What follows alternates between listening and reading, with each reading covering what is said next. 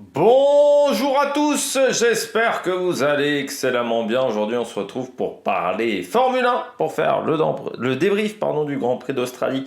On va revenir un petit peu sur tout ce qui s'est passé sur cette journée. N'hésitez pas à vous abonner à la chaîne, à réagir dans les commentaires, à mettre un pouce bleu, à partager la vidéo sur les réseaux sociaux, notamment auprès de vos proches. Vous pensez que ça peut les intéresser? Dans les commentaires, n'hésitez pas à me dire qui vous a plu, qui vous a déçu pendant cette course. Les shorts, TikTok, juste après l'arrivée des grandes compétitions que j'arrive à suivre en direct, ce qui n'était pas le cas de ce Grand Prix d'Australie. Si vous avez les moyens et que vous voulez soutenir mon travail, vous pouvez faire un super thanks et je remercie les gens qui le font. Et puis, vous pouvez rajouter la petite cloche, comme ça vous êtes au courant des dernières vidéos qui sortent sur la chaîne. On commence tout de suite avec ce Grand Prix. L'Albert Park, pas mal de changements sur l'Albert Park depuis la Covid. C'est un circuit qui est devenu... en fait, moi j'aimais bien l'ancienne version. Cette version-là est intéressante aussi. Mais c'est deux circuits qui sont très différents. Je trouve que le fait d'avoir cassé certaines courbes a modifié totalement le circuit. Après, certains diront c'est fantastique. Moi j'aimais bien l'ancienne version en termes de pilotage quand je le faisais sur les jeux de bagnole. J'aimais bien ce circuit. Mais c'est vrai que cette nouvelle piste, ça casse certains virages. Ça permet d'aller plus vite. C'est vrai que c'est un circuit qui maintenant est plus dynamique de ce côté-là. Mais en qualif, je trouve qu'on a un peu perdu. En qualif, les virages lents, ils n'étaient pas faciles à prendre. Il fallait vraiment tout optimiser. Je trouve que c'est un gros défi en qualif, ce circuit.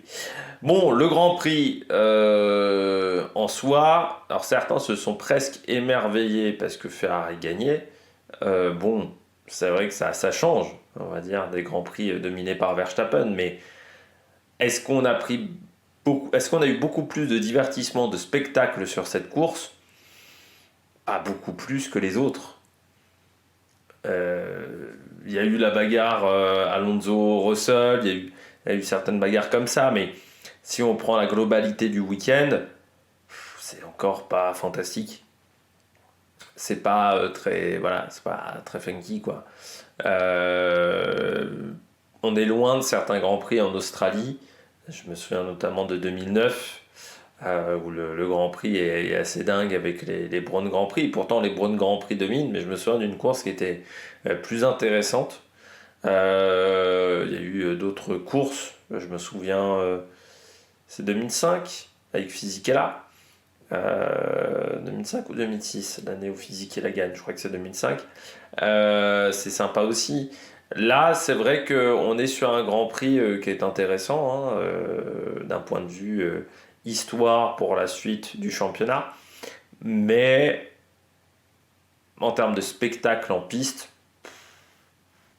c'est-à-dire qu'on s'aperçoit quand même qu'en termes de stratégie, il y avait quand même encore une stratégie qui marchait largement que les autres. Alors je me disais, avec deux arrêts au stand, peut-être que... Puis en fait, tu t'aperçois que tu peux pas trop jouer au niveau de la stratégie. Et tu t'aperçois surtout que les équipes ont des écarts entre elles. Même le middle pack, il y a quand même un peu des écarts qui dépendent de certains circuits. Mais là, on voit par exemple, Sauber était nulle part sur cette piste-là.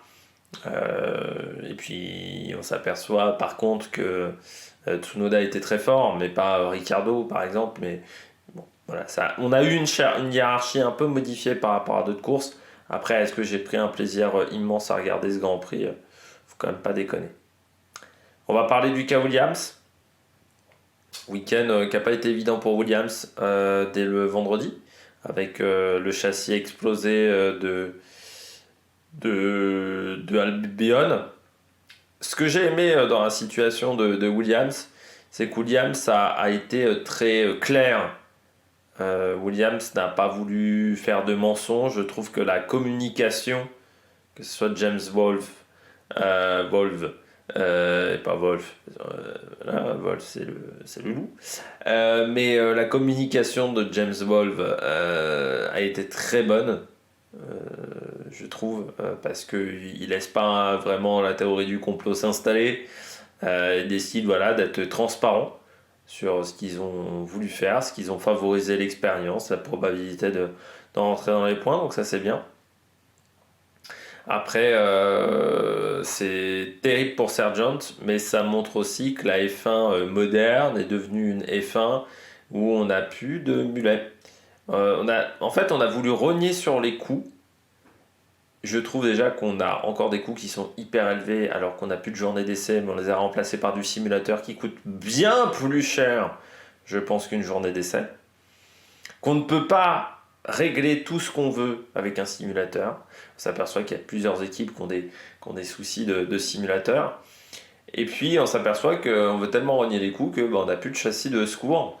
Ça c'est un peu triste. On devrait obliger les équipes à venir avec 3 châssis sur tous les grands prix, sauf que bon, on veut faire des économies, on veut travailler plus longtemps sur le châssis. C'est triste parce que ça pénalise un pilote. Et que Sargent, on l'a dit, hein, c'est le moment le plus dur de sa carrière. Ça met la pression aussi sur un autre pilote qui ne doit pas se planter. Pas de chance, Albon ne marque pas de points parce que la Williams est un petit peu en retrait par rapport à l'année dernière pour le moment. Et surtout pour Sargent, c'est dur mentalement. Il va falloir réussir à rebondir. Il va falloir faire attention avec les fans américains à Miami, par exemple. Et puis j'espère surtout que ça ne va pas se reproduire du côté de Williams, parce qu'on nous a dit, grosso modo, que le 3e châssis n'arrivera pas avant le 5e, 6e Grand Prix, le châssis de secours. C'est-à-dire à Suzuka, ça va être pareil. Et en cas de crash, ça pourrait être compliqué. Par contre, il faudra voir si, imaginons, Albon se crache de nouveau et que le châssis n'est pas réparable, est-ce qu'il donnerait dans ce cas-là la voiture à Sargent si Sargent se crash? Ce serait intéressant de voir comment ça peut se dérouler. Mais c'est vrai que Sargent, sa carrière en Formule 1 pour le moment, c'est quand même pas évident. On passe à la FIA. La pénalité Alonso-Russell, pour moi, c'est du grand n'importe quoi. C'est du grand n'importe quoi. Perez fait la même chose à Abu Dhabi. Je suis désolé, mais ça s'appelle défendre. Mettre du temps à freiner, enfin freiner tôt, mettre du temps à réaccélérer, ça s'appelle juste défendre en course automobile. Si les pilotes, enfin c'est quand même extraordinaire parce que Alonso, la voiture d'Alonso est nickel à l'arrivée de la course. Russell ne l'a pas touché, il n'y a pas eu de problème. On lui met une pénalité. Moi j'avais déjà trouvé ça stupide avec Hamilton-Vettel. J'avais déjà trouvé ça stupide en termes de pénalité. Mais là, on pouvait dire qu'il y avait contact entre deux voitures, il y avait eu des dégâts, bon, pourquoi pas. Mais là, Russell se met dans le mur tout seul. Désolé, mais Russell se met dans le mur tout seul parce qu'il n'arrive pas à anticiper ce que va faire Alonso. Et comme le dit Alonso, c'est-à-dire qu'on est obligé de passer de la même manière dans chaque virage du circuit. C'est-à-dire qu'à chaque tour, s'il y a une différence de 50 mètres, t'es mort, t'as amende, t'as pénalité. Ce qui est quand même extraordinaire. À certains moments de la course, on peut avoir une trajectoire différente, on peut avoir une manière de passer certains virages de manière différente, sauf que selon la FIA maintenant, ça va être considéré comme dangereux. Et en plus, on lui met une pénalité mais énorme. C'est-à-dire qu'on lui met 20 secondes, 3 points. Ce qui est peut-être l'un des trucs les plus gros avant le drapeau noir. C'est énorme comme pénalité. Pour un mec qui n'a pas envoyé un autre pilote dans le mur. Et dans le même temps, c'est là où tu vois encore toute la grande cohérence de la FIA dans ses prises de décision. Alors on met aussi une pénalité à Isaac Adjar en F2. Là aussi on lui met 10 secondes. Je comprends pas non plus pourquoi on lui met une pénalité comme ça. C'est-à-dire que c'est fou parce qu'on nous avait dit avec Michael Masi, il y a le drapeau blanc et noir. Ce drapeau blanc et noir, donc ne sert plus. Et on met que des pénalités. Les 20 secondes, 3 points de pénalité. Et je comprends pas, j'ai vraiment beaucoup de mal à comprendre que des gens puissent défendre cette pénalité, puissent défendre, on va dire, le fait que Alonso soit en tort. Ça s'appelle juste défendre. C'est-à-dire que les gens ensuite vont se plaindre qu'il n'y a plus de spectacle en Formule 1, qu'il n'y a plus de dépassement, parce que c'est le cas de beaucoup de gens de dire, mais en même temps, là, Alonso, il se défend juste, mais heureusement que les commissaires ne regardent pas les Grands Prix des années 2000. Mais vraiment, ne regardez pas les Grands Prix. Moi, je me souviens d'un Grand Prix de Turquie.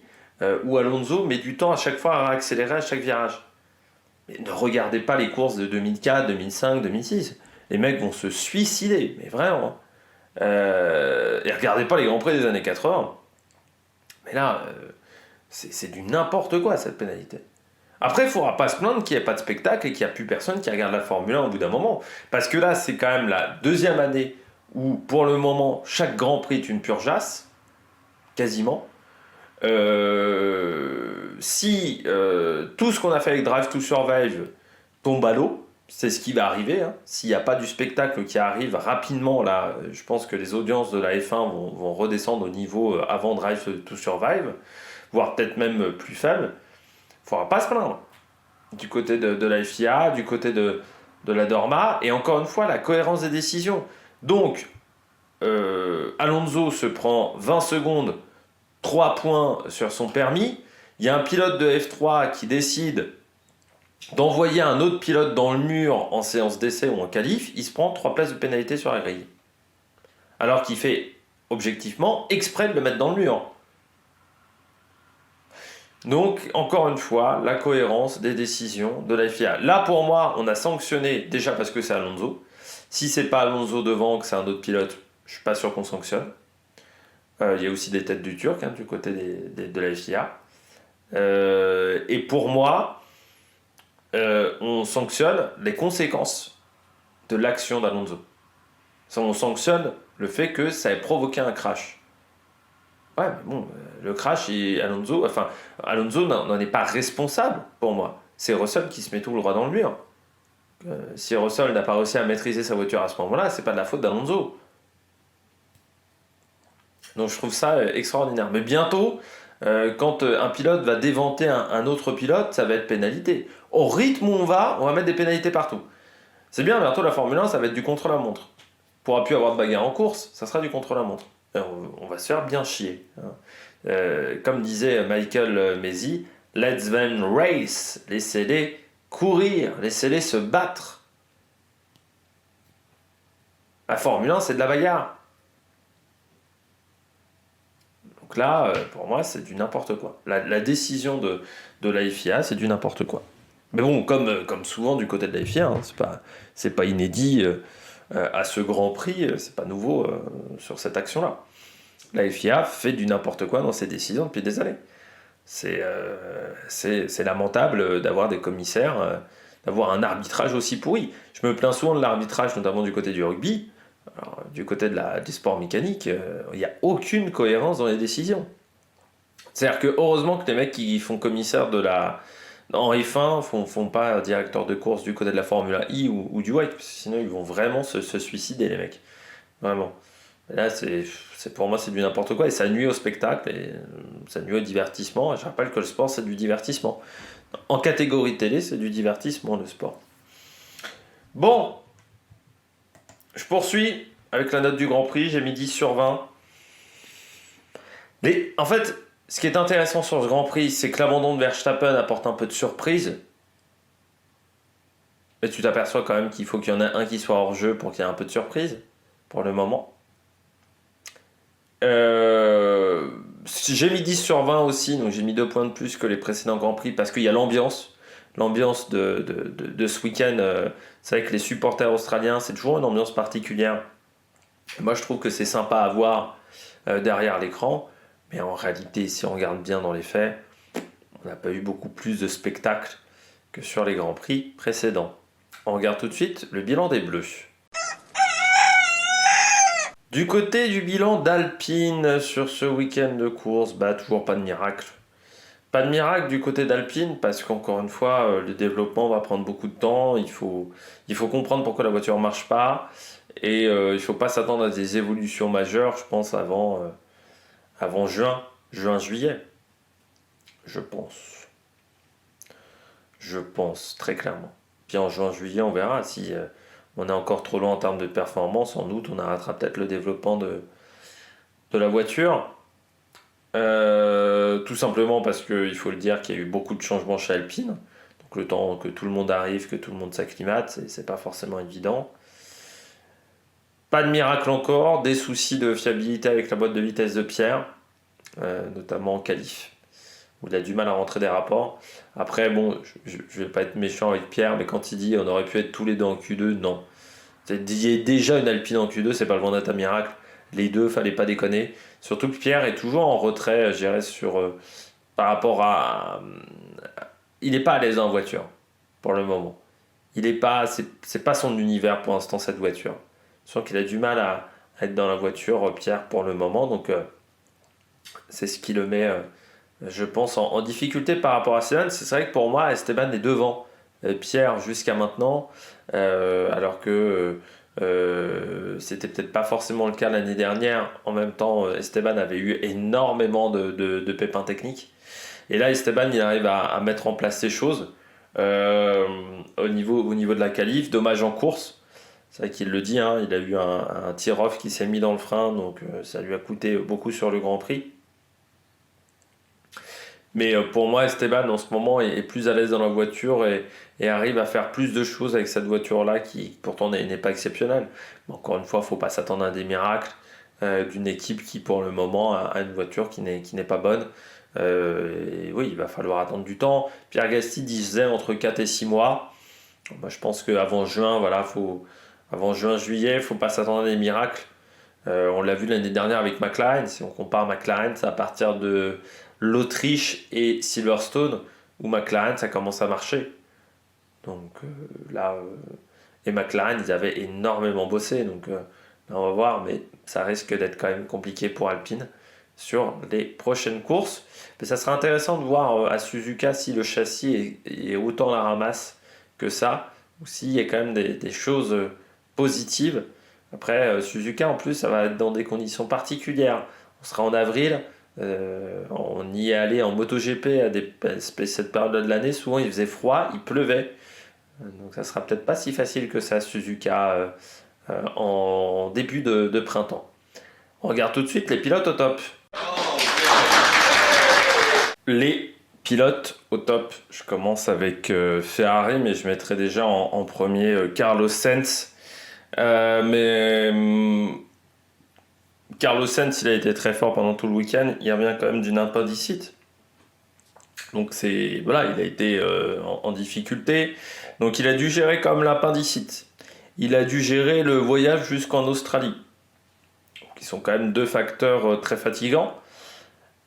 Et pendant tout le week-end, il a été devant, il a été aux avant-postes. Et c'est vrai qu'à partir de la séance d'essai libre 3, il est plus à l'aise que Charles dans la voiture. Il y a un truc qui s'est passé après les essais libres 3. Il faudra quand même le comprendre chez Ferrari parce que Charles a été plus en difficulté à partir de ce moment-là dans la voiture et Carlos Sainz, lui, s'est senti plus performant, plus à l'aise. Et là, pendant tout le Grand Prix, il est vraiment très bien pendant la course. Il profite certes de l'abandon de Verstappen, mais il attaque Verstappen, il dépasse Verstappen. Il y a une belle bagarre avec Verstappen qui n'a duré que 5 tours, mais ça a été quand même une belle bagarre. Et pour un pilote qui a raté un Grand Prix, il revient quand même dans le match, il est qu'à 11 points. Donc ça c'est très intéressant. Et puis du côté de Ferrari, on voit que la voiture marche. La voiture est pour le moment la deuxième force du plateau, ce qui montre que l'arrivée de Fred Vasseur commence à se voir au niveau des résultats. Et puis on fait moins d'erreurs du côté des stands aussi. Parce que Ferrari a eu parfois des bonnes voitures, mais au niveau de la stratégie, au niveau des arrêts au stand, ça n'allait pas. Là, ça a progressé de ce côté-là, et tu sens que les mecs qu'a mis en place Fred Vasseur, ça commence à porter ses fruits. Et il commence à être plus important, plus performant. De là à menacer Verstappen pour le moment, c'est pas suffisant. Mais l'écart de performance est assez faible. Donc c'est très intéressant de voir où ils en sont et ce qu'ils arrivent à mettre en place. Donc non, très content pour Ferrari, pour le niveau de performance qu'a eu l'équipe sur ce week-end. Et on s'aperçoit quand même que pendant tout le week-end, l'écart avec Verstappen n'était pas si grand que ça. Donc ça veut dire que le match peut peut-être être un peu relancé sur certaines pistes, sur certains circuits. Et puis peut-être que si Leclerc n'avait pas eu cette baisse de performance entre le vendredi et le samedi, eh bien peut-être que l'écart aurait été encore plus réduit avec Verstappen, mais la bagarre est lancée. Et puis au championnat du monde constructeur surtout, parce qu'avec un Perez qui n'a pas été fantastique ce week-end, Ferrari a marqué des très gros points et se retrouve à 3 points de Red Bull. Donc le match va peut-être être plus long que prévu pour Red Bull, mais j'ai l'impression que ça fait plaisir à Verstappen, parce que on a envie de bagarre quand on est dans la voiture en course, et là ça lui manquait peut-être un petit peu, et ça lui a fait du bien, ça lui a fait plaisir. Deuxième pilote top, c'est Lance Stroll. C'est un bon Grand Prix pour Lance Stroll. Il a été régulier pendant tout le week-end, 6ème en course, Lance Stroll.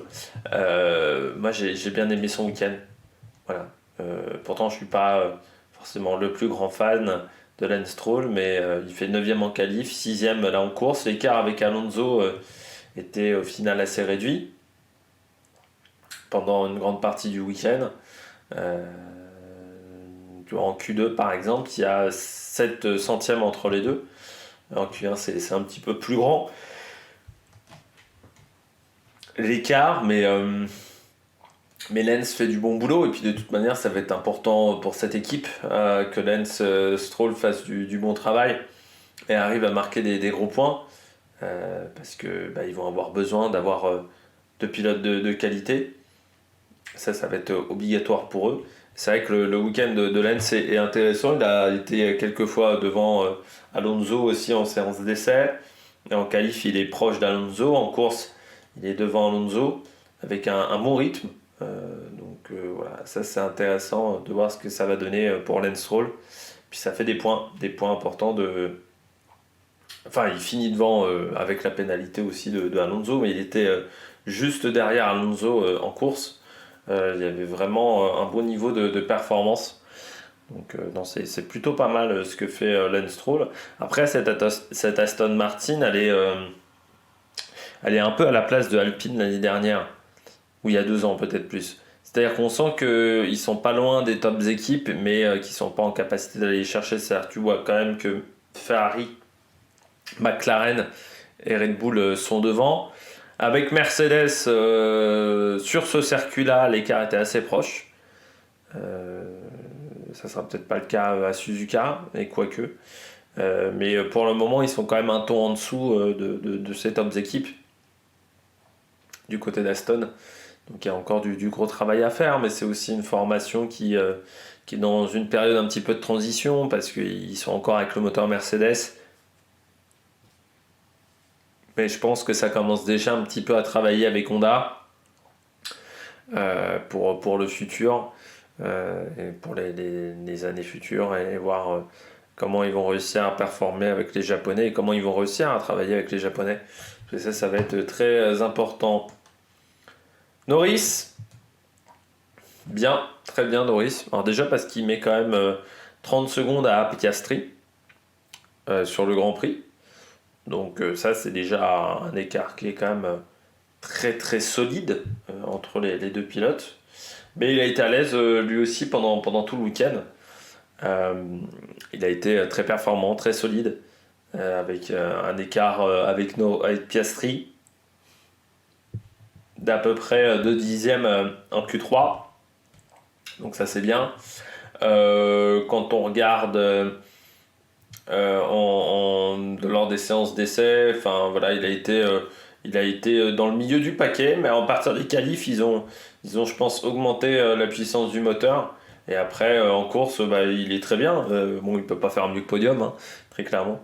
C'est, je crois, même le pilote avec le plus de podiums qui n'a jamais gagné un Grand Prix jusqu'à maintenant, Norris.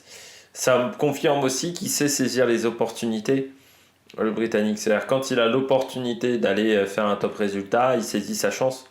Ça c'est très important, il faut être opportuniste en Formule 1. Et pour l'instant, il le fait très bien, Lando Norris. Donc bon week-end également du pilote britannique. Et puis je termine avec Haas. Non, avec Tsunoda, pardon. J'ai pas mis Haas parce que j'ai mis Tsunoda aussi. C'est fou, hein, comme quoi une situation qui aurait pu tourner en ta défaveur commence à se transformer en situation qui est en ta faveur.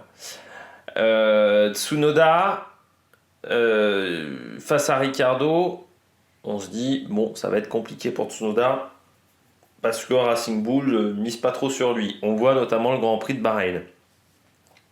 Si Bahreïn, si on n'avait pas demandé à Ricciardo et Tsunoda de switcher leur position à Bahreïn, bon, on aurait peut-être moins eu le regard focalisé sur Ricciardo.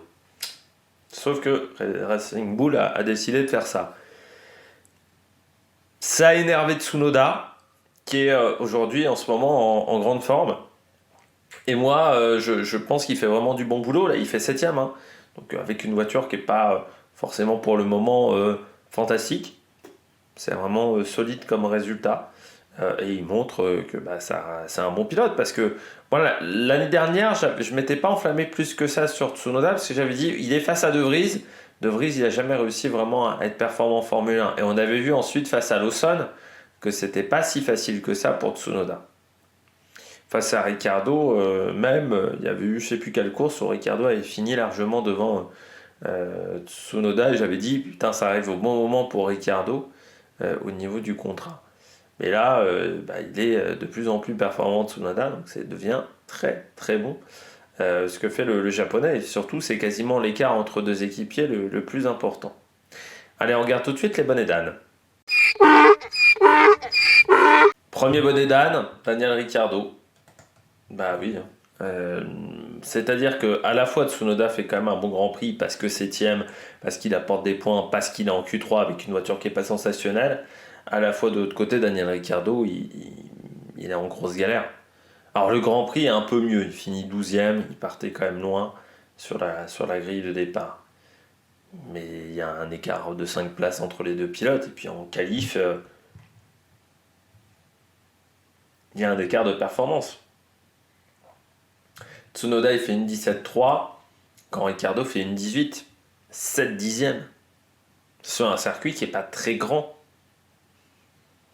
C'est énorme 7 dixièmes. C'est je pense l'écart entre deux équipiers qui est le plus important. Parce que Gasly, Ocon c'est 3 dixièmes à l'avantage de Ocon. Hülkenberg, Magnussen c'est 2 dixièmes. Zhou face à Bottas. Là déjà il y a 6 dixièmes, plus de 6 dixièmes, ça fait beaucoup. Il doit y avoir Perez il fait une 16.2 contre une 15.9, il y a 3 dixièmes. Mais là on est sur un écart quand même de 7 dixièmes, Ricciardo en qualif.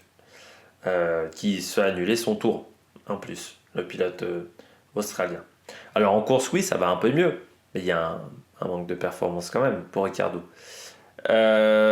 C'est surprenant la stratégie quand même de Red Bull qui commence déjà à mettre la pression un peu sur Ricciardo. Je pense en plus que ce soit pas la bonne idée de mettre la pression sur Ricciardo parce que je suis pas sûr que ce soit le pilote le plus solide mentalement dans ce genre de situation. On l'avait vu notamment chez Renault quand on avait commencé à lui mettre vraiment sévèrement la pression lors de sa fin de première saison, ça n'avait pas forcément bien marché. Je pense qu'il faut laisser faire avec Ricciardo. Mais c'est vrai que là, en termes de résultats, c'est pas suffisant. Je pense qu'il le sait. Enfin, j'espère qu'il le sait.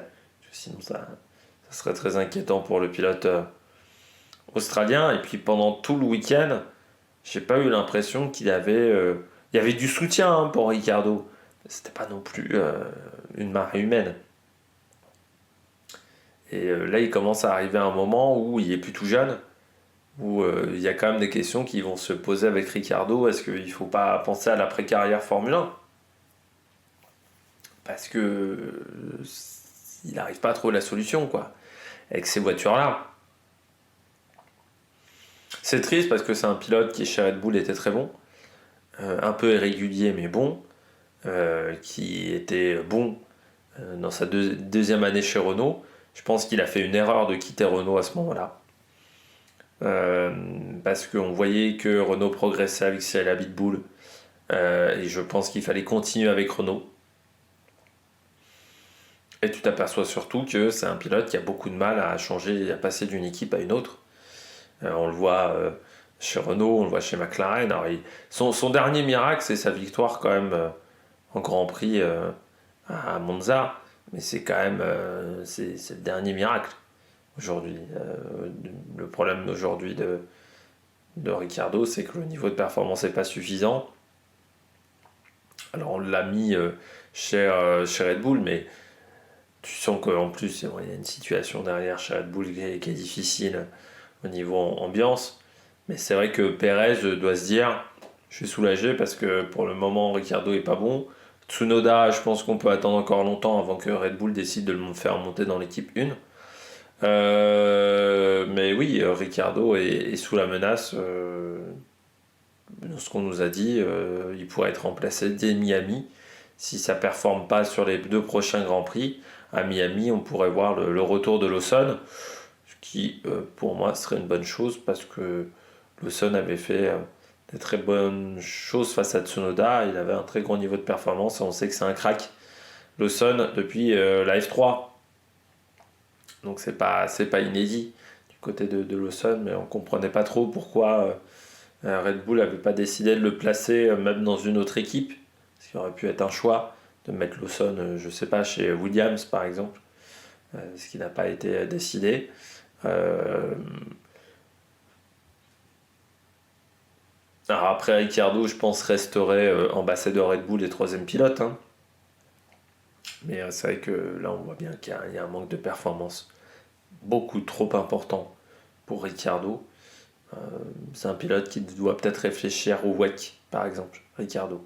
C'est peut-être une possibilité, mais aujourd'hui, en pilote de F1, c'est difficile. Alors peut-être qu'à Suzuka, il va y avoir un grand Ricciardo, mais pour le moment, c'est dur. Perez, même s'il doit être soulagé que Ricciardo soit pas performant, le Grand Prix qu'a fait Perez est quand même pas bon. Hein. 5e seulement. 5e de cette course, malgré l'abandon de son équipier. C'est pas folichon. Tu sens que c'est un pilote qui aujourd'hui n'est pas à l'aise dans la voiture. La Red Bull est difficile à gérer et Perez trouve pas forcément la solution. C'est compliqué pour le moment pour Perez. Le début de saison, il y a quand même un écart, un différentiel avec Verstappen qui est important en termes de performance. Et puis, il n'a pas réussi à profiter de là l'opportunité d'aller peut-être gagner des places. Et surtout, c'était sa force l'année dernière, même les années précédentes, c'était parfois d'avoir un écart avec Verstappen en qualif, mais qui se réduisait en course. Quand on regarde là les 3 premières courses, pour le moment, cet écart ne se réduit pas en course. C'est-à-dire qu'il a presque plus de mal en course qu'en qualif, ce qui montre que la voiture ne lui convient pas. Mais en même temps, c'est pas le pilote numéro 1 dans l'équipe, donc on fait une voiture qui convient surtout au pilote numéro 1, surtout chez Red Bull. Il faut que ça convienne à Verstappen, comme avant, il fallait que ça convienne à Vettel. C'était plutôt la priorité. Puis je termine avec Hamilton. Tu sens bien que c'est plus la priorité de l'équipe, Hamilton. Le week-end a été catastrophique, et c'est libre 2, il est nulle part. En qualif, il est éliminé dès la Q2. En course, problème mécanique, mais de toute manière, il n'y avait pas un très gros rythme. C'est difficile du côté de Hamilton. La voiture ne lui convient pas, l'arrière est trop baladeur. Il s'en plaint énormément. Mais de toute manière, est-ce que Mercedes va faire des évolutions pour Hamilton? Non. Parce que Hamilton se barre en fin d'année. Je crois que c'est plus la priorité de l'équipe. Depuis son départ, mais peut-être même avant. Encore plus depuis son départ, maintenant la priorité c'est Russell. Russell s'en sort un peu mieux. Mais c'est vrai que quand tu vois le niveau quand même de difficulté qu'a Mercedes, tu te dis mais où est passée l'équipe qui avait dominé avec l'air hybride, quoi, avec le début de l'air hybride, qui a dominé de 2014 à 2020. Cette équipe se morfond aujourd'hui. On est très très loin quand même du passé très glorieux et assez récent qu'a eu cette équipe. Donc c'est frustrant, mais Hamilton qui a été en grande difficulté pendant tout le week-end et qui n'a encore pas su trouver la solution, mais Mercedes n'a pas su trouver la solution, encore une fois, pendant toute cette période de course. J'espère que vous avez aimé cette vidéo, mais tout de suite, on regarde les différents championnats. Le classement pilote, tout de suite, on le regarde. Avec donc cet abandon, Max Verstappen reste à 51 points et voit surtout son avance vraiment se rétrécir par rapport à Charles Leclerc, deuxième avec seulement 4 points de retard, et Sergio Perez qui lui a 5 points de retard. Carlos Sainz fait aussi la bonne opération du jour en revenant à 11 points de Max Verstappen. On retrouve ensuite Oscar Piastri qui a marqué des points sur chacun des Grands Prix, comme Lando Norris du côté de McLaren. George Russell lui est 7ème, juste devant Alonso. Lance Stroll qui fait la bonne opération également et qui remonte dans le top 10. Et puis Lewis Hamilton qui est 10ème. Les Français n'ont toujours pas marqué de points. Seulement 14 pilotes ont marqué des points, le dernier étant Kevin Magnussen avec un petit point.